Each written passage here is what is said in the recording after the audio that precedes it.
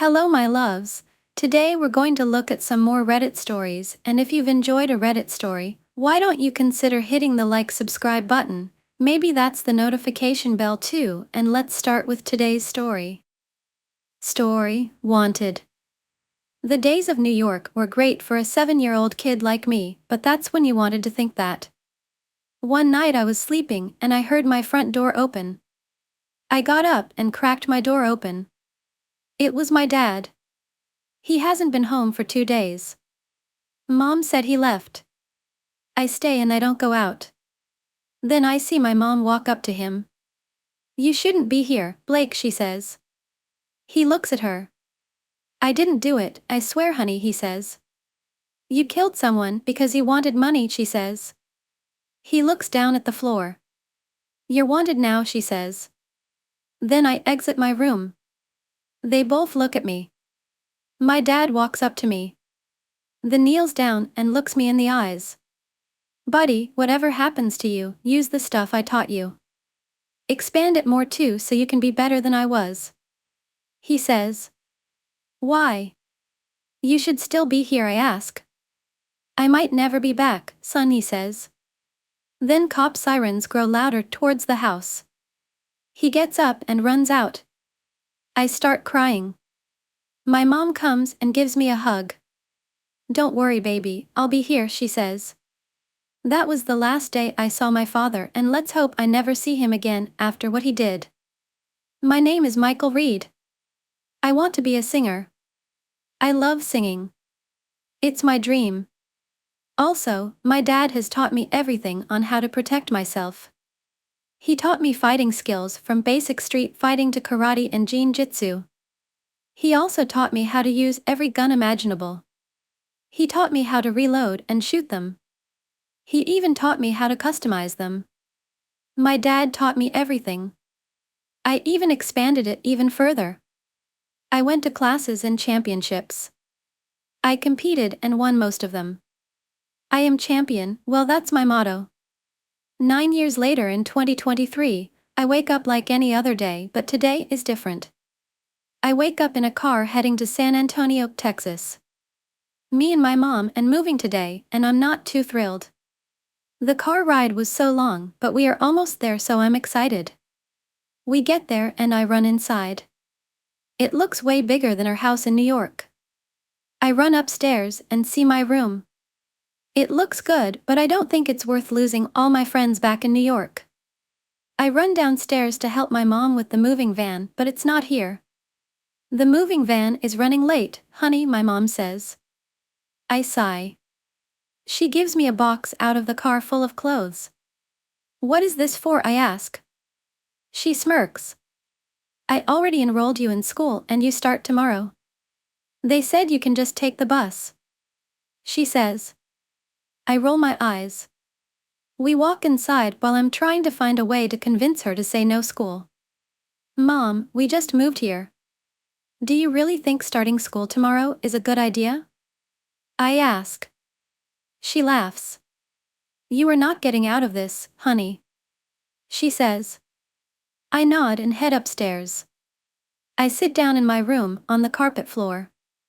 I lean my back against the wall and I pull out my phone.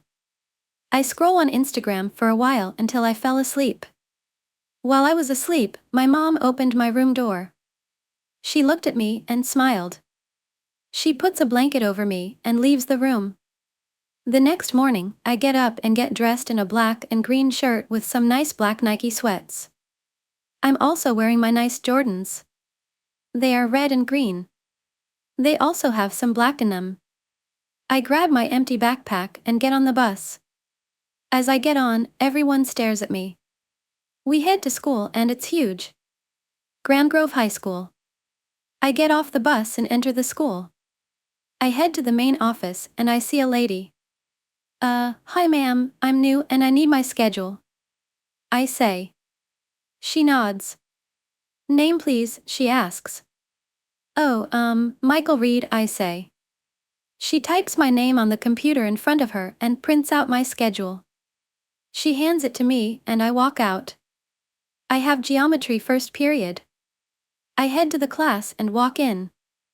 I see several kids on their phones and the teacher at her desk. I walk up to her. Hi, I'm Michael Reed and I'm new, I say. She looks at my schedule. Welcome, my name is Miss Rachel and I will be your new teacher and you can sit next to Jake. She says as she gets up out her seat. Jake Smith, raise your hand please, she says. A kid with a white shirt and leather jacket raises his hand. Bro looks like he's from Greece. Go sit next to him, she says. I head to the seat next to him and sit down. Class starts and I just sit there trying not to fall asleep. 45 minutes later and the class ends. I get up and before I walk out, Jake comes up to me. Hey, you knew right, he says. Yeah, just moved from New York, I say. He smiles. That's lit, man, he says. I try to walk away but then he says there's a party tonight at Round Rock Park, you should come. I look at him. All right, I say. He walks away and I head to my next class.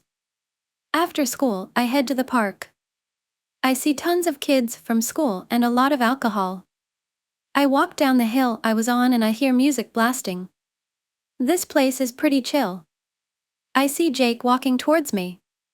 What's up, man, he says. Sup, I say. I look around. This party's lit, man, I say. We do it every month, he says. Then I see someone that took my breath away. It's a girl.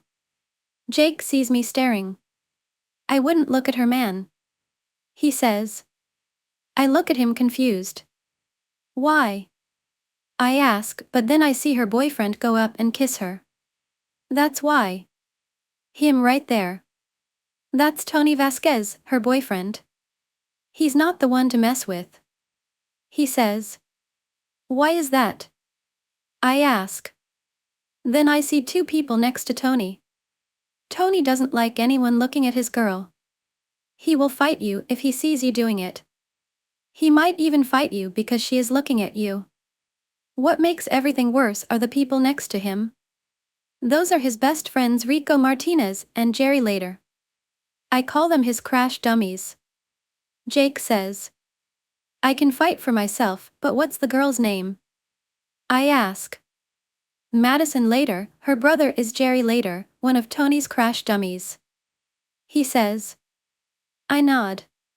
Then the music shuts off and someone comes on the stage. Would anyone like to sing, the guy says. I raise my hand. Everyone looks at me. I walk on the stage and grab a mic. I start to sing and everyone looks surprised. Everyone starts to dance and have fun. Madison is looking at me. This is great. After the party, Jake drives me home. I get out the car and I look at him. I appreciate the good time, man, I say. No problem, he says as he drives off. I enter the house trying to sneak upstairs, but it's dark. I run into a couch. Why is the couch here? The moving van isn't here yet. A lamp turns on and my mom is sitting on the chair. Where were you? She asks. I was with a friend doing some math homework, I said. Why do you lie? She says. She pulls out her phone. I saw your Instagram, you were at a party. She says. Okay, fine, I was, but I needed it because I have hated it here since we moved yesterday, but that party was actually fun. I say. If you asked I would have let you go, but you didn't and I kept texting you that the moving van was here, but you wouldn't respond. Thank God the neighbors were willing to help, she says. I look down at the floor. Do you even understand why we moved to San Antonio? She asks. I look up angry. You know what? No, I don't, but you know why I don't know. It's because you never told me anything but that it's for my own safety. What does that even mean, Mom? What? What does that mean? I yell. She looks at me. Your dad was seen near our house in New York. I can't have that man in our lives again, she says. I look at the ground. What's wrong, honey? She asks. I still stare at the floor. I was trying to save us, she yells while she cries. No, you were just trying to save yourself. I yell as I run upstairs in my room. I sit on the floor, but then I see a box in my room. I open it and grab an old video camera out of it. I turn it on and I see a video of me and my dad. He was teaching me how to shoot a pistol. I smile and I cry. I watch every video in the camera and then I fell asleep. I wake up and get dressed. I head to the bus stop and I get on the bus. As I get on, everyone cheers for me. Last night made me popular. I sit down and we drive to school. We arrive at school and I run inside and everyone is watching me on their phones. Guess I'm a good singer. I go to my locker and I open it. Jake walks up to me. "Bro, someone went viral," he says. I smirk. The Madison opens a locker next to me. I look at her and she looks back. Her boyfriend and his friends are heading towards her, so I look away. I listen to their conversation. "So, Maddie, what are we doing tonight?" Jake says. Madison doesn't reply. He sees her looking at me. He looks at me. "You're looking at Singer Boy," he says. Jake looks at me. "Oh no, I have a plan. There will be a crowd over the fight. I'm going to be behind the crowd and jump in. Let's hope you are as tough as you say," he says. I nod. Jake walks away and Tony, Rico, and Jerry walk up to me. A crowd forms around us. "Michael, right?" Tony says. I nod. "What you need, Tony," I say. "For you to stay off my girl," he says. "Tony, stop, it's not like that," Madison yells. "What if I say no?" I ask, being sarcastic. "Then me and my friends are going to have to do something about that," he says. He lifts up his fist and throws it at me. I duck and punch him in his ribs. Jake pops out the crowd and punches Jerry and Rico. They are all on the floor. Me and Jake get next to each other. The three guys get up and they lift up their shirts, revealing pistols at their waists. The whole crowd gasps.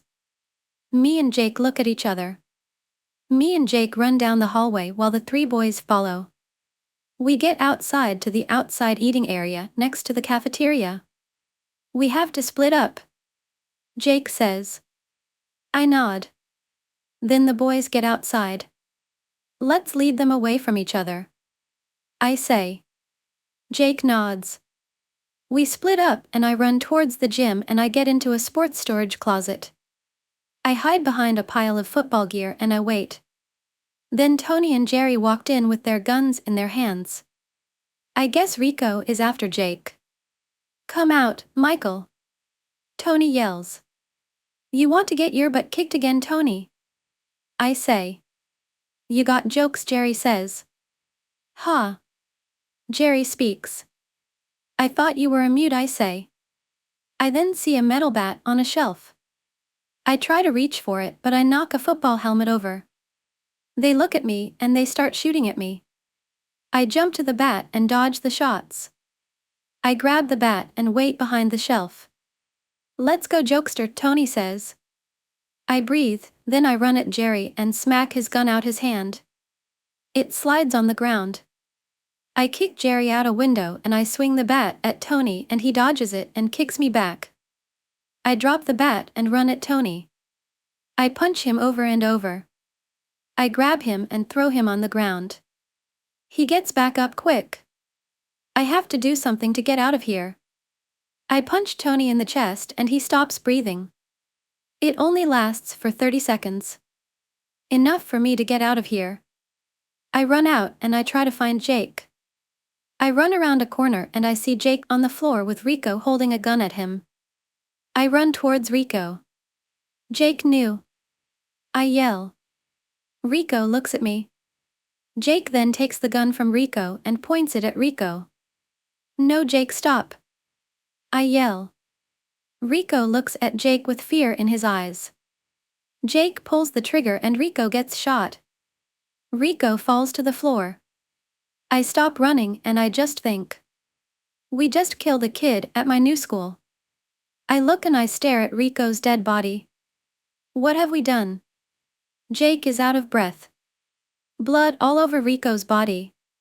Then Tony and Jerry come to us. They stop and look at the body. What did you two do? Tony says. Tony grabs his gun and points it at me and Jake. Tony, stop. Is killing us worth it over a girl? I say. You killed my best friend. This is not over a girl anymore, he screams. He points the gun at Jake. Oh no, he puts his finger over the trigger. He shoots at him, but I run and tackle Jake out the way. We get up and we hear cop sirens closing in at the school. Jake, we have to go. I yell. He nods. We run away and Tony just lets us run. They run away before the cops get there. Me and Jake get to the school parking lot. Jake breaks a car's window and opens the door. He then gets in and hotwires it. We are not stealing a car, I say. You wanna just get arrested for murder, 'cause I'm sure the inmates in prison would love you. He says. I sigh. I have to do this. He starts the car and I get in. We drive off without the cops knowing. Now in another perspective. The cops arrive at the school. They see the body in the middle of the outside eating area. The police captain is on our case. Captain Harper. He walks inside to the main office where he meets his officer, Officer Cortez. What do you have for me, Cortez? Harper asks. Officer Cortez give Captain Harper a file. We have 2 names, Cortez says.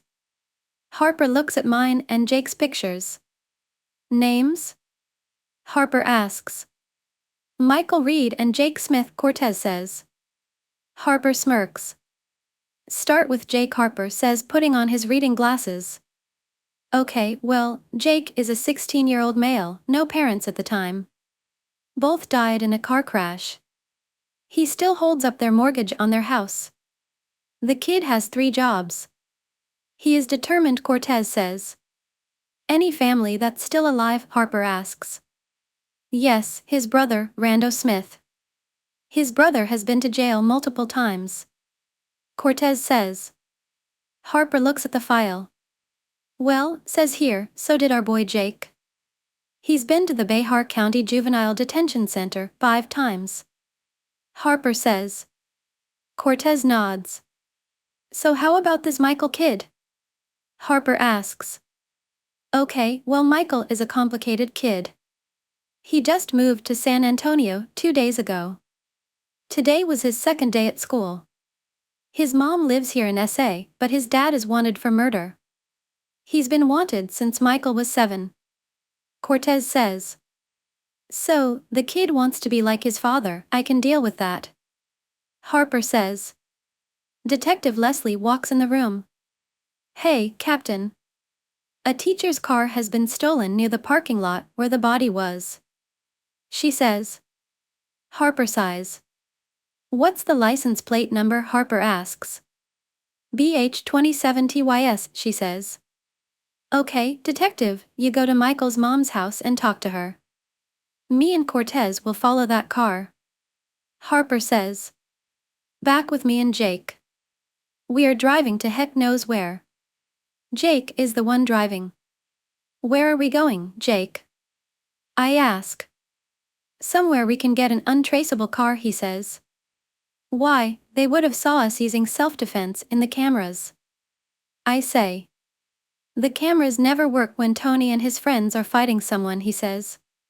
He turns them off. How though? I lean back and think. We're wanted now, I say. Just like my dad. I say. What? Jake says. Yup, but I don't want to talk about it, we all have our problems. I say. Yeah, I guess because I've been to juvie multiple times. He says. What? I say. It's not usually this big, usually just a fight, he says. I look at him upset. Bro, you saw him. He was holding a gun at me, I'm not just going to let him kill me, he yells. He looks straight at the road. We sit in silence. We drive another mile and Jake pulls into a parking lot of a place. We're here, Jake says. We park and we both get out. I look around and I see a sign that says Rando's Used Cars. I look and I see a car lot next to the building. There is a fence all around it. There is also a Lamborghini. We enter the building and I see a man in his mid-20s. Well, Jake, your face is all over the news. The guy says. Then he looks a man in his mid-20 foot the wells too. Hi, I'm Rando, he says. Yeah, that's what happens when you kill some fake, says. Rando's face looks shocked. It's true? Rando says. Jake knows his head. You know your brother, I have to keep you out of trouble, especially when our parents are gone, Rando says. What? I say. Rando looks at me. You didn't know, he asks. I shake my head no. Rando looks at Jake. In order for you two to survive whatever you are going through, whether that's you running from cops, or even the people that went after you in the first place, but whatever it is, you two need to be totally honest with each other. Your deepest, darkest secrets should be told to each other. That's how you two survive, he says. We both nod our heads. Then we hear cop sirens coming close. Oh no, we have to go now. Jake yells. I look around and then I see the used car lot. I look at Rando. Do you have any dummies or mannequins? I ask. He nods his head yes. I'm going to need that and 2 of those cars, and the Lamborghini is one of them, I say. They both nod their heads. In a different perspective. 6 SAPD cop cars pull into the parking lot. Harper gets out the car. Several cops surround the area. Cortez, you and them keep the area surrounded. I'm going inside, Harper says. Harper walks inside and sees Rando sitting behind his desk. Me and Jake are nowhere to be found. Harper looks at Rando. Where are the teens? Harper asks. What kids? Rando asks. Harper smirks. Harper has a file in his hand. He opens the file. Rando Smith, brother of Jake Smith. You have been to jail many times, but hiding 2 wanted teens can get you right back inside there. Harper says. Rando gets up out of his seat and walks up in front of Harper. Are you threatening me? Rando asks. Harper smirks. Get out of my face, son, Harper says. Then a car turns on in the used car lot. Harper runs to the window. The Lamborghini started with Jake and an unidentified figure. It's them. Harper yells into his walkie-talkie. Jake drives out and busts through the fence and Harper runs out the building and gets into a cop car. They all follow Jake away from the building. Another car turns on in the used car lot. It's a van and I'm in it. I drive off and I parked at a corner store. Jake drives too fast for the cops and he loses them. He gets out and runs to the corner store. He gets in the van and we drive off. The cops find the Lamborghini and sees the dummy in there, but no Jake. We had them. Harper yells. Back at my house, Detective Leslie knocks on my house door. My mom answers it. Yes, officer, what's wrong? My mom says. You haven't heard? Leslie asks. My mom shakes her head no. You might want to sit down for this one, Leslie says. They both go in the house and they sit down. So, your son, Michael Reed, is wanted for the murder of Enrico Martinez, Leslie said. My mom starts to cry. Do you know who this is? Leslie asks, holding up a picture of Jake. No, why is that kid important here? My mom asks. Well, that's Jake Smith, the other wanted teen. Him and your son did this together. Leslie said. My mom doesn't believe it. We just moved here. How can he already meet a friend and then kill some other teen? My mom says. Leslie shrugs her shoulders. Back with me and Jake, I'm driving to I don't know where. I'm just driving at this point. Where are we going? Jake asks. I shrug my shoulders. I don't know, but we have to have a plan on what to do next, I say. He nods. What if we go get the girl? He says. Who, Madison? I ask. He nods. I mean, we can, but we have no idea where she lives, I say. Bro, she posted her address on Instagram. Plus, she lives in the only mansion in San Antonio, he says. Okay, let's get to work, I say as I drive towards the location of her house. We drive to the mansion and I park on a curb. Okay, well, there is a white van on a curb next to a mansion, so we need to think of a plan now. Plus, Big Brother might be home, Jake says. Okay, Jerry won't be an issue, I promise, I say. Then me and Jake see Madison and some friends come out of her house. Get down, I whisper to Jake. We both get down. She gets in her friend's car and they drive off. We get up and I follow slowly. They lead us to a mall, the Countryside Mall. We park in the parking lot. How are we supposed to get in without being seen, I say. Jake pulls out hats and sunglasses. First off, where did you get those, and second off, I don't think that's going to work. I say. We better try, he says. I nod. We put them on and we get out the van. We walk inside and it is packed. I guess it being a Friday evening, everyone is here. We see Madison and her friends walk to the food court. While walking over there, I see a pen and paper on the floor, so I picked it up. We sit at the food court close to where Madison is sitting. I write on the paper, meet me in the bathroom close to the pretzel joint. I look at Jake. If anything, and I mean anything, goes sideways, you call me. You have my number. I already put a software on your phone so they can't track you or me. I say. He nods. I get up and walk past Madison. As I walk past, I drop the note in her lap without her friends noticing. I go into the girls' bathroom and wait in a stall. Let's hope she follows through. I hear the door open and I see Madison come in. Hello? You know sending creepy notes is weird, right? She says. I walk out the stall and I look at her. I take the hat and sunglasses off. Michael, she says. She runs up to me and hugs me. Look, I know I barely know you, but it wasn't right what they did. She says. I know, but I want you to promise me. After you are done with your friends, meet me behind the mall in Alley C. I say. She nods. Then my phone rings. It's Jake. I answer it. Hello. Michael. They are going to your location. Jake says through the phone. What? Who? The cops? I ask. No, Tony and Jerry, he says. I hang up the phone. We gotta go. Remember where to meet me, I say. I put my disguise on and we walk out. We split up and I see Tony and Jerry. They both don't notice me and they go up to Madison. Where were you, Madison?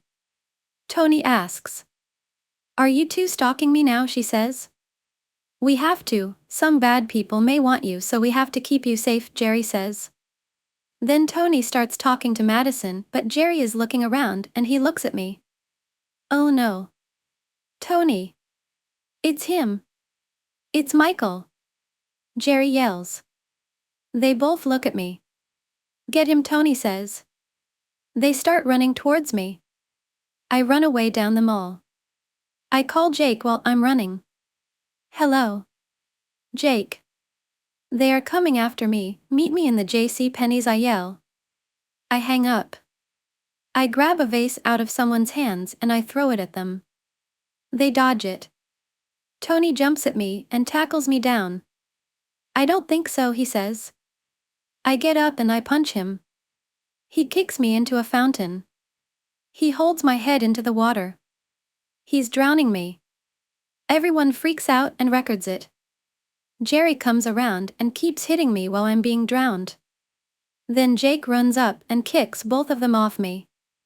I try to catch my breath. We gotta go, he says. The J.C. Penney's has a back exit. I say. He nods and we run. Tony and Jerry get up and follow. We get to the J.C. Penney's, but Tony and Jerry got there first. Stop this, I tell them. You killed Rico. Tony screams. I run at Tony and tackle him to the ground. I punch him over and over and over. Jake punches Jerry and knocks him out. I get up and run with Jake to the back exit. We get out and there is a car there. Jake goes to the window and run with Jake to the back exit. Egget comes out and shoots the engine. It explodes in me and take on the door, but out Jake is struggling to get up. He was closer to the car. Jake, get up. I yell. You took a friend from me. Tony says, pointing his gun at Jake. No. I yell. Now I take one from you, he says as he shoots Jake. Jake stops struggling. He's dead. I run over to Jake. Tony threw the gun unloaded at me. I catch it. Enjoy the fingerprints, he says as he runs back inside. He had gloves on this whole time. I put pressure on Jake's wound. Blood all over my hands. There's no bringing him back. Jake. Please. Don't do this. I scream. Please, I say while I start to cry. Then I hear cop sirens. I have to go. I get up and run. I keep running. I don't stop, but I need to meet Madison. I run to the back of the mall and I get into alley C. I hide next to a dumpster. I cry. Then I hear footsteps approaching. I clench my fists. Then I see Madison. I unclench my fists. Michael, she yells. He's gone. I say. I look her in the eyes. I can't do this without him, I say. She gives me a hug. At this point, you need to get out the country, she says. I nod. My dad has a plane. We can use it without his permission. I'll get in trouble, but it's worth helping you, she says. I nod. We run to the parking lot and we get in the van. There are cops everywhere. We get in and I get in the driver's side. I stare at them all. My body freezes. Michael, we have to leave now, Madison yells. I start to gain control again and we drive off. Now in a different perspective. The cops are at Jake's body.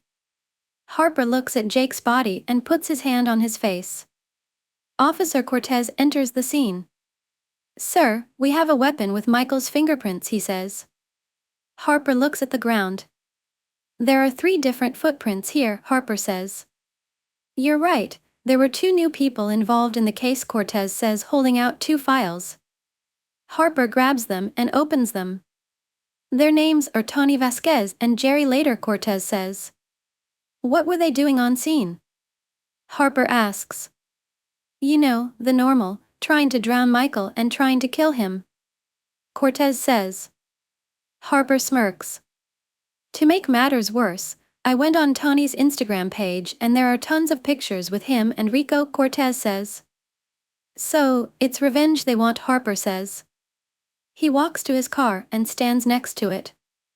Stand clear for 911 calls, I want him down, and if these teens try to kill our man, they will be wanted too, he says to Cortez before he gets in the car. Now back with me. Madison and I head to the private airstrip. We pull up to the gate and there is a security guard. I lower my head so he can't see me. Name please, he says. Madison Later, son of Terry Later, Madison says. Okay ma'am, you have the green light, please go on through. The guard says. We drive in and I pick up my head. Back with Tony and Jerry. Jerry gets a notification on his phone that Madison used her green light to get into the airstrip. Jerry shows Tony his phone. Tony looks at Jerry. Let's go get this son of a beep, he says. Back with us. We pull up to the shack where the plane is being held. We get out the car and I put a pistol in my waistband. Madison gasps. It's just for precaution, lots of stuff has been happening. I say. She nods. I walk to the shack and I shoot the lock. It breaks and opens. We open the big doors and I see the plane. It is literally a private jet. I look at Madison. Let's get this thing ready, I say, and she nods. Back at the gate, Tony and Jerry pull up to the gate. Name please, the guard asks. Jerry Later, son of Terry Later. Jerry says. They get let in. Me and Madison are getting the plane ready, but then I see their car pull up. It's them. I got this, just get this thing ready, I tell Madison. They both get out. This is a lot of running away and fighting. Let me just kill you and everything will be okay. Tony says. Killing isn't the way. Madison yells. I smirk. You killed Jake. You will pay for that, I say as I pull out the pistol. They get behind the car. I start to shoot at them. I run out of bullets, so I run. I run into an admission building. They come in and surround me. What are you going to do?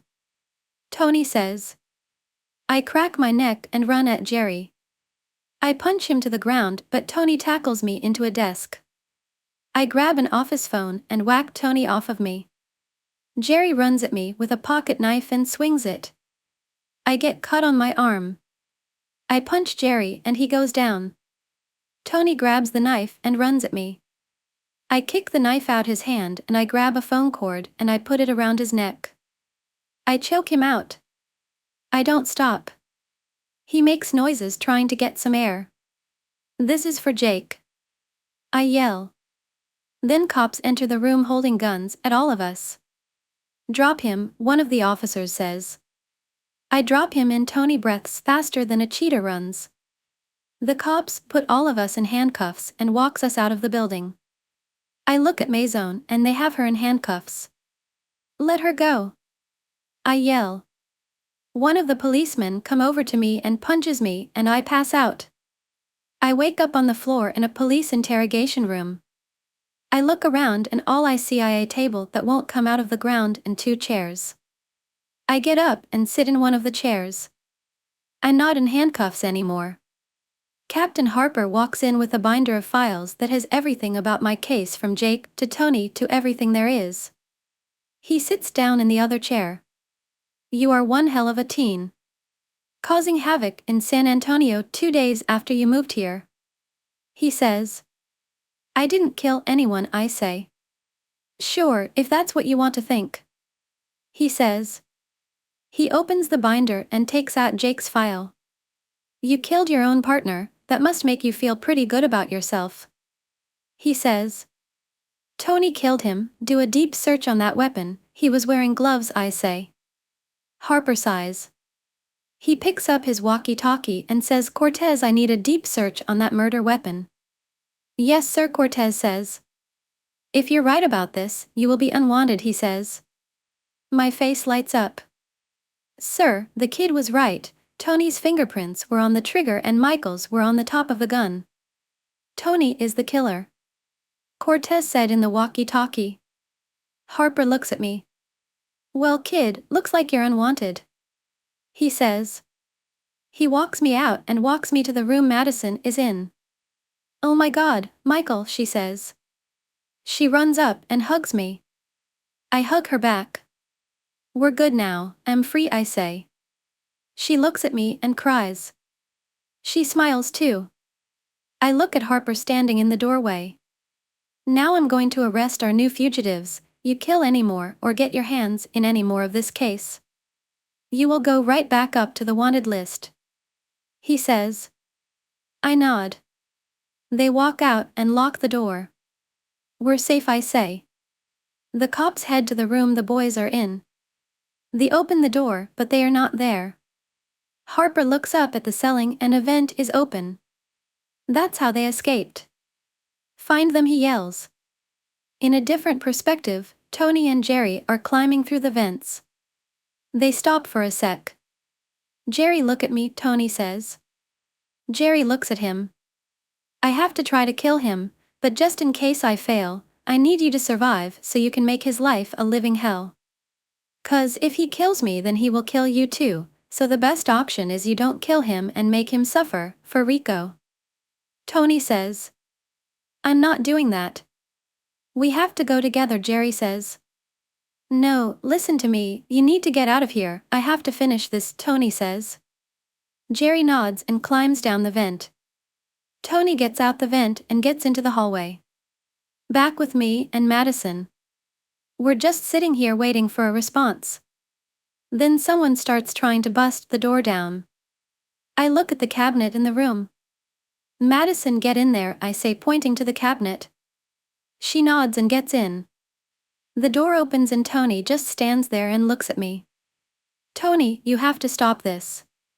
This is too much, I say. He laughs. He runs at me and tackles me into the wall. I punch him off of me. I take a chair and I hit him with it. He gets back up. He pulls a pistol out. What the hell, I say, shocked. You think I'm playing with you, Michael? I'm done, he says as he runs at me. He tackles me into the wall and I go to the floor. I groan in pain. I lean my back on the wall and I sit there. Tony holds the gun at me. You're done, Michael, he says. Then Madison comes out the cabinet. She looks at us. Michael, NOO, she yells. Tony looks back at Madison. Madison, he says. I get up and grab the gun out of his hands. He looks at me in shock. This is for everything you've done to me and your own friends. Rico wouldn't be dead if it wasn't for you, I say. I pull the trigger and he got shot. He looks at me. You're going to get what you deserve, he says, trying to breathe. He falls to the ground dead. I look at Madison. I go up and I kiss her. I have to get out of here, I say. She nods. Then the cops come in the room. Harper looks at Tony's body. Kid, you're wanted again, he says. I take the gun and aim it at the cops. They all freak out. I then shoot the wall next to them. It makes them move from the exit. I run out the exit without Madison. I run down the street and I get into an alleyway. I have to talk to Harper without him trying to shoot me. I have an idea. The next morning, I text Madison, meet me at the mall, I have to talk to you. The cops are tracking her phone so they will be there. I grab my gun and head that way.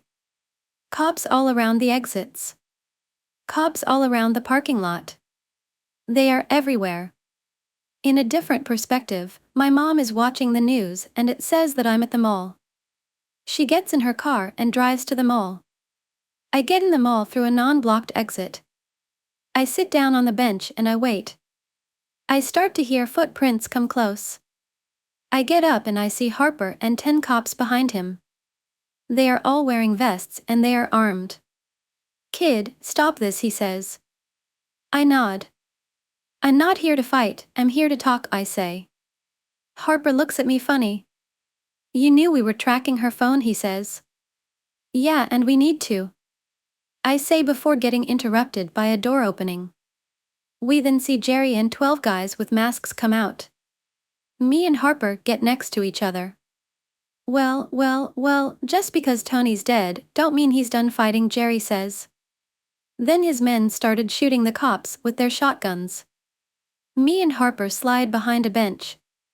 Do I have your permission to fight him, I say. Harper nods. I get up and I run at Jerry. I punch him and I kick him into a tech store. He gets up. I smirk. I take a keyboard and I hit him in the face with it. He goes down. He gets up and uppercuts me. I go back out of the store. Harper takes his handcuffs out. I grab Jerry and I throw him to the ground. Harper comes around and starts putting handcuffs on him. Then I look back and see all the other cops on the floor. They are all dead. Then I see one of Jerry's men coming towards us. They pick up their shotgun and aims it at Harper. They shoot it and I tackle Harper out the way. I get off him and he got hit. No, I say under my breath. I look up. Jerry is out of the cuffs. He walks up to me and puts his pistol in his waistband. Look, I have direct orders that say I can't kill you, but I can make your life a living hell, he says. I get up and I run out while I hear him laugh. I run out the main entrance, which was the worst mistake of my life. As soon as they saw me, they started shooting their assault rifles. I run behind a pillar. They won't stop shooting. What do I do? I can't take this. I look at the huge crowd outside the mall. I see my mom. She is screaming at me. "Run, Michael, run," she yells. Then I see Madison. She is yelling at me. "Get Tio the plane," she yells. I have to finish this. Then the cops pull out a rocket launcher. "Oh no," I say. They shoot it at the pillar and I run. I dodge it, but the front of the mall is falling apart. I run as fast as I can to the side. I get off the mall property and the cops get in their cars and follow. I get to the airstrip and I jump over the fence. I run to the plane and I get in. But there is not fuel. I run out and grab the fuel jug. I put it into the plane, but then I see the cop cars. I have to go. I finish putting the fuel in there and get in the plane. I start it up and I get ready. I see the cops coming. I get on the runway before the cops get me and I take off. Once I get in the air, I think to myself, where will I go? Will I ever be able to see anyone again? Will I ever be free? There are so many questions in my head right now, but I have to stay strong. I might be free, but I'm still wanted. This is just the beginning. Story: I'm an American Muslim convert who was arrested, tortured and deported as a suspected insurgent from Egypt in 2005. So, I was raised a Christian. My mother was a very religious person. She wasn't practicing at all, but she loved her religion and she loved God. So, I think I have always been spiritual deep down. As a young and dumb youth, I dabbled in the occult and Satanism, but eventually grew out of that and was just a hardened atheist. Back in 2002, I ended up going to jail for a crime I didn't commit. I went to a warehouse with a couple friends whose father worked there and they were grabbing a bunch of stuff they said was his. 3 months later, I get a visit from the police asking about a robbery at this same warehouse. Apparently, the kid's father had been fired and everything that was taken was considered theft, and that's how that all happened. I was arrested and spent 4 months in jail before the judge threw my case out of court and let me out. Being an innocent man in jail, I had a lot of time to think about life, about my life, about justice, and how our system of justice is anything but just. I started thinking, if I could take my case even to the highest court, I would still be subject to the whims of a human judge. Maybe he had a bad day? Maybe his wife upset him or his kids. Maybe I look like someone he hated? I realized then that only God the Almighty could provide perfect justice. When I got out of jail, I was so happy to be free. My entire view on life had changed and I was no longer an atheist. I became firmly Christian and started going to church every Wednesday and Sunday. I was quickly discontented with the Christian church. So many things didn't make sense to me. I would ask questions like, Jesus was God on earth, yet in all his time on this earth, he did nothing at all worth mentioning before he started his ministry. What did he do while he was growing up? This is supposedly the Almighty God incarnate on earth, and he did nothing at all worth mentioning between the ages of 10 and 33? Stuff like that. This was around 2002-3-ish, the height of the wars in Iraq and Afghanistan, and fresh off 9/11, and Islamophobia was at its height, and shamefully, I bought into it. After September 11th, I was the nastiest, most disgusting 24-year-old on the internet when it came to Islam. I bashed people and said and did horrible things to Muslims online. But after my time in jail, I came out with a new attitude. I realized that I knew nothing about anything and I was a liar. A liar to myself. I was speaking with a friend and we were talking about religion, and somehow Islam and Muslims came up. And I said to him, I have spent the last few years hating these people and I honestly know absolutely nothing about them. I'm ashamed of myself, so I took it upon myself to learn about these people I hated. I would learn their religion and guide them to the true religion of Christianity. I spent the next few months obsessed with learning about Islam and Muslims, and I started to feel jealous of their faith, and their conviction and steadfastness. I was jealous of the Prophet Muhammad SAW. More than anything, I was jealous of his story and how every single detail of his life was so perfectly recorded. From how he was with his wives to how he used the bathroom and groomed himself. I felt connected to him, SAW. As I said previously, I had an issue with how we knew nearly nothing of the life of Jesus, before he started his ministry, so this level of narration and extreme attention to detailing the life of the Prophet, SAW, was very appealing to me.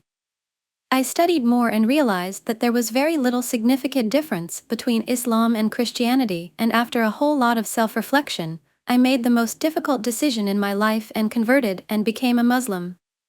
Within 3 months I was on an airplane on my way to Egypt to study Arabic and Islam. I spent 2 years in Egypt, then made my way to the Sultanate of Oman for work in hopes of getting married and starting a family.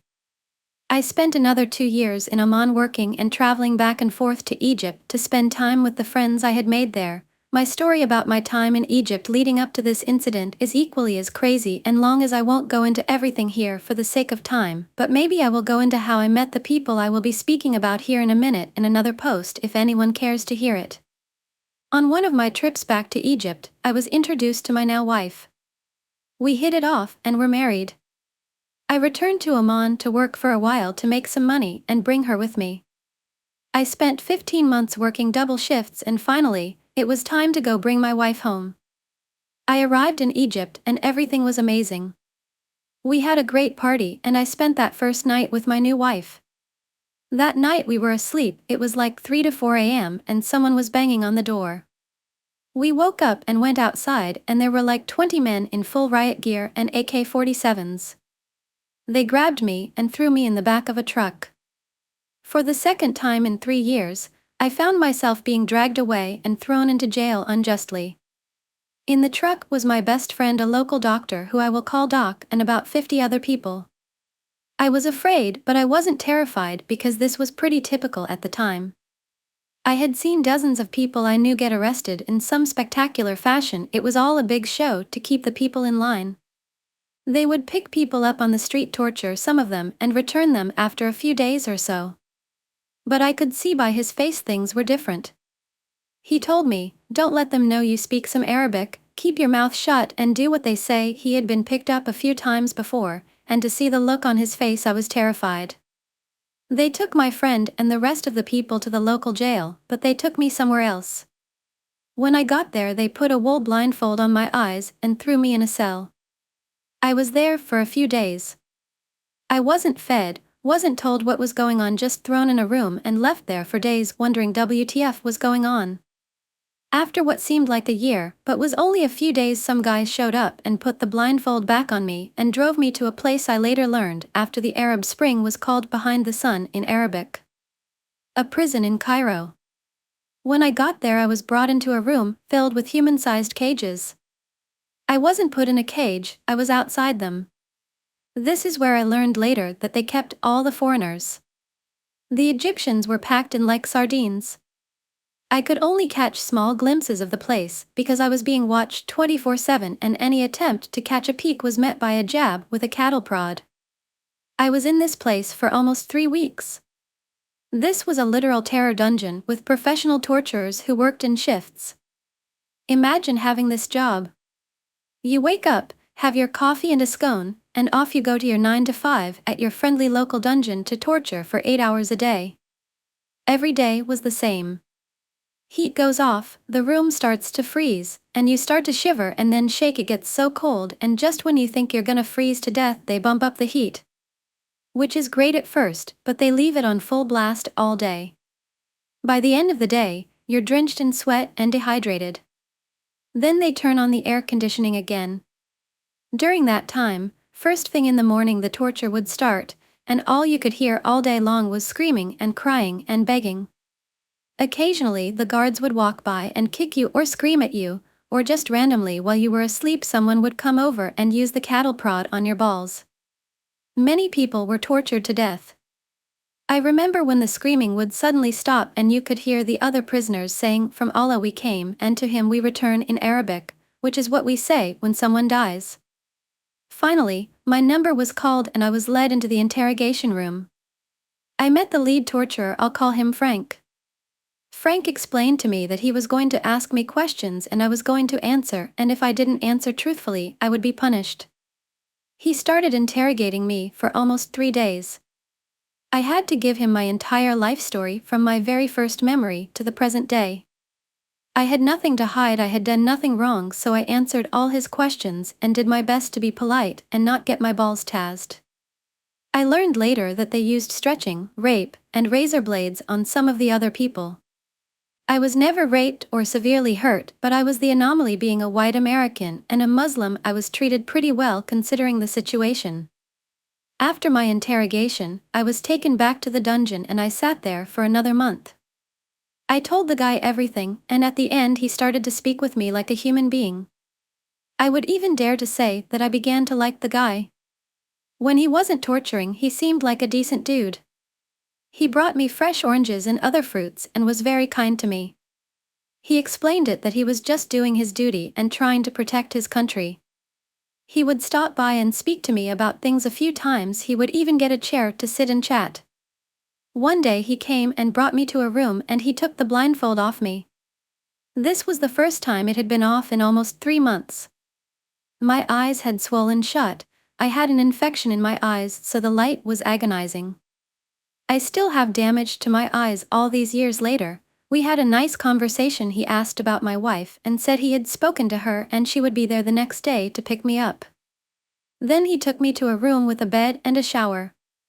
The water was cold, but it was the best shower I ever had in my life. I still couldn't see well, but I was so happy to finally feel free, even though I was still locked in a room. My wife was supposed to be there the next day at noontime, but noon came and went, another day, then another day. No food, no nothing. Then like 3 days later Frank showed up and said, "I'm sorry man, but you're not going home. I can't talk about any more than that. Just know I apologize, and this wasn't our call." I was then taken from the room I was in back into the dungeon. I spent another 3 days in the dungeon until I was finally led away again. I was brought to another room and they took off my blindfold. 5 men in suits were there.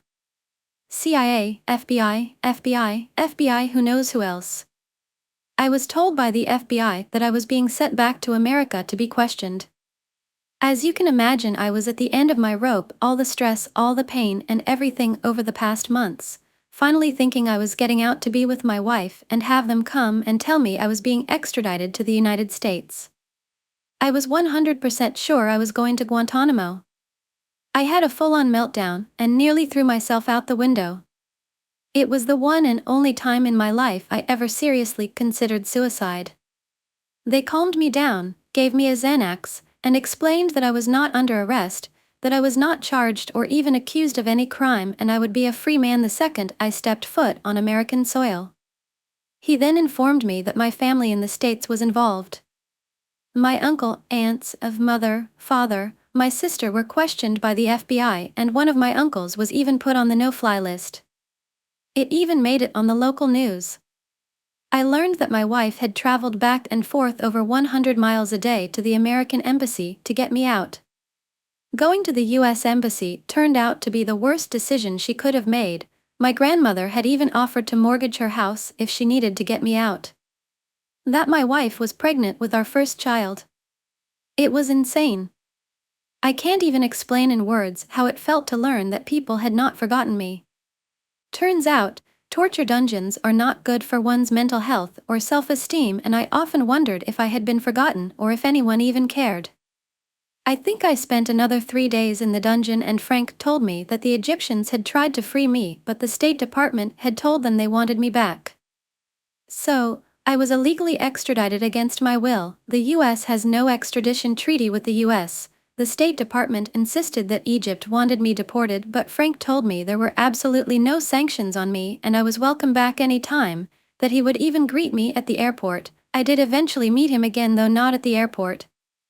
I was put on a plane with 3 FBI agents and we landed in New York. The FBI joked that I hold the record for making it through JFK faster than any person post 9/11. We were landed and out the door in like 15 minutes. I was officially released under the condition that I would meet them to be debriefed. My mother was there to pick me up and she took me home to her house. I ended up meeting with the FBI every Saturday for 11 months. I was told that I was a free man, free to leave and go back to Egypt anytime I wanted, but it would be in my best interest to sit through their debriefing, so I did. They went through my phone and made a list of every person in it and every single person I had ever met in my time overseas. And after 11 months I was told, "Thank you very much, take care of yourself," and I was basically told, "Have a nice life." And just like that it was over. I was free. At the time I was here in the States, my wife had our son. The first of 6. I jumped on an plane like 2 weeks later and was finally home with my wife, and life was great. A few weeks after I returned I got a phone call from a private number. It was Frank asking me to come see him at his office. I went and he was very kind and polite to me. He apologized again for his government and said that no matter what I was told, the Egyptian government had nothing to do with my extradition. He said he just wanted to welcome me back and told me to have a great life. 20 years later my wife and I are still married. We live in the USA now. My oldest 2 children are in Egypt and we travel back as often as we can. Story, regrets and isolation. Today's the birthday of my late father. I used to call him Baba, the Bengali term for father. It's not that I was waiting for this day, I just woke up in the middle of the night for the washroom, and after I tried to get back into my pity dreams, I was struck by today's date of September 1st. Initially I was like, something's today, but I can't remember what exactly it is. Not long before I realized it was the birthday of one of my loved ones, who loved me back.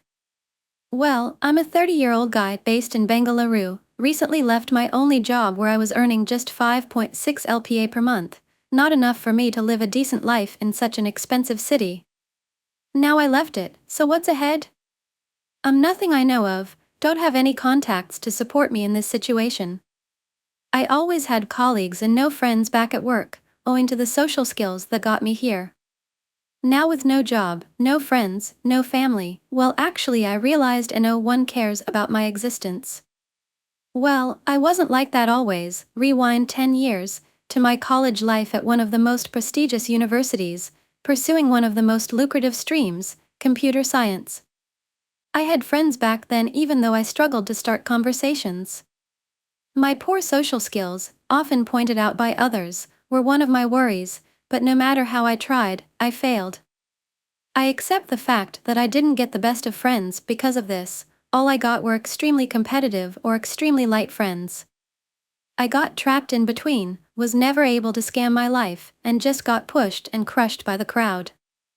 During my time at college, I had a loving family, but unfortunately, I didn't realize their importance in my life. Calling them every day at 9:30 was like a task that needed to be done. Never talked nicely to them, not like I was very arrogant or whatever, it was like I just answered whatever they asked in a yes/no manner, telling nothing about what was going on with me, or any interesting stories that they expected from me. Unlike my friends who were fully frank and expressive with their parents, I didn't feel right that time to share anything, for as I expected I might get a scolding in return, like lying to them about having food a mess. When things got worse in life, with poor academic performance and poor relationships, instead of getting emotional support from them, I did the opposite. I felt I could handle everything independently, and I stopped talking to them after repetitive missed calls, which frustrated me. Used to yell at them, thought they wouldn't be of any help to get me out of here. My parents were very sad at that time, not because he had to pay hefty fees despite my poor performance, but only because they weren't able to talk to the playful and honest child that I once used to be. That made my parents emotionally unstable, I guess. I had a small brother also, who grew up watching all these. We shared so much love for each other before I came to college, but now he sees these things happening to his parents. Our bond loosened. It was the 4th year of my college. The second cycle of placement season was going on and I kept getting rejected because of my poor CV and grades. The placements ended, leaving me unemployed. Now I was more hesitant to talk to my parents, ashamed to even show my face to my friends. I thought of how disappointed my parents would be if they got to know about this, as they expected a lot from me before admitting me into this college. Little did I know how worse things were back at home. I got a call from an unknown number. I picked it up. It was my little brother giving me the news of my father's demise. He passed away due to heart failure, probably due to high emotional strain, provided he already had existing problems. I felt like a murderer.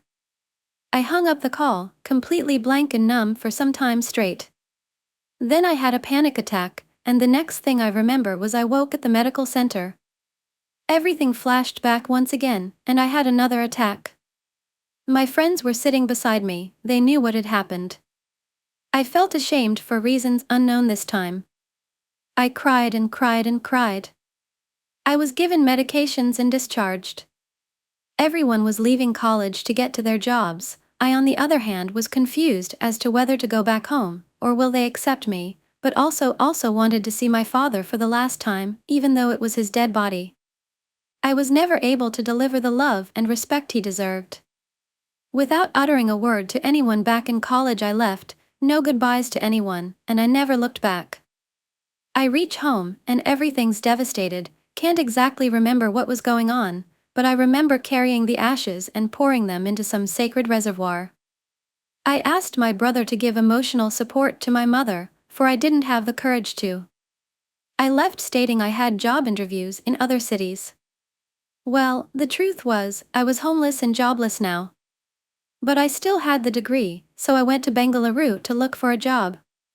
Well, I got one quick owing to my degree, but it was a call center kind job. While I had no complaints that time, I felt it was just the beginning and I had a long way to go.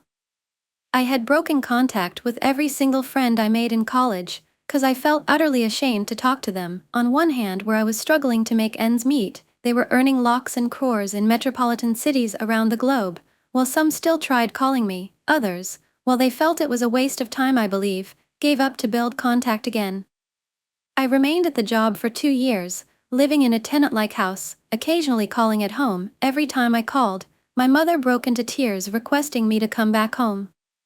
Well, I thought she was just being emotional. Little did know she had been detected as a last-stage cancer patient and wanted to spend her remaining time with 2 of her kids. She never told me or my brother. I kept ignoring her calls. One day I received another call from an unknown number. It was my brother telling me the worst news I could hear at that time. I lost my mother as well. It was all over for me. I felt I had hit rock bottom, and I couldn't accept the reality. Anyway, went back home to perform the rituals. It was the last time I visited home and was with my family. Fortunately, my brother had already gotten into a prestigious university, which was being financed by my relatives, aunts and uncles. I wished my brother good luck and left. As my cab was taking the turn to the other road, I looked back for the last time, saw my helpless brother standing, and had flashbacks of all the amazing times we spent when he was just a little kid. Well, for me, he was still a little kid. Wanted to hug him, but I restrained myself 'cause I thought he might hate me. But I remember when the last time I looked into his eyes, he wanted me to stay. I too wanted to stay with him as an emotional support, but with little to no money, I didn't want to be a burden to my relatives, fearing they might abandon us altogether. Hence, I left. Enough of the past, let's get to the present. As I said, I left my job and am now planning to leave the city, but nowhere to go. My degree is of no use currently as I'm 30 years old. Everyone wants a skilled guy to work at their company at this age. Well, my brother never contacted me since that day, nor did I. I didn't want to be that useless guy who would waste his precious time, though my heart was dying to talk to him. Anyway, I got to know that he got placed in a company with a great package abroad. I felt happy for him and I hope he gets a wonderful life ahead, forgetting all the nightmares he faced at such a young age. Well, what now for me, moving on to the next phase of life. Bye and see you again in the next videos and stories.